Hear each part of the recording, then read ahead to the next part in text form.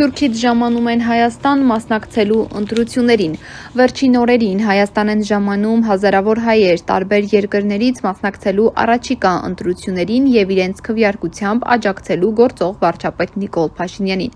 Ըստ արկատեղեկությունների Հայաստան ժամանողների թվում առաջատար տեղում են Ռուսաստանի Դաշնությունից եկող քաղաքացիները,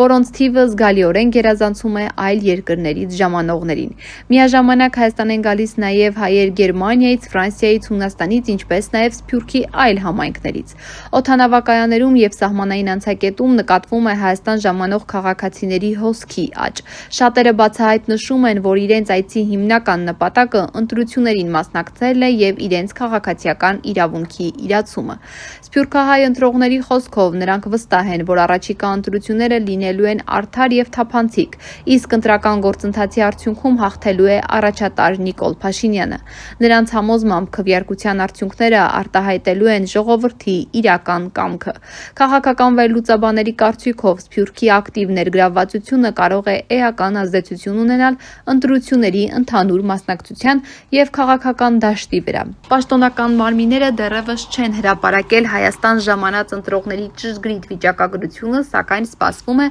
որ առաջիկա օրերին կհրապարակվեն համապատասխան տվյալներ։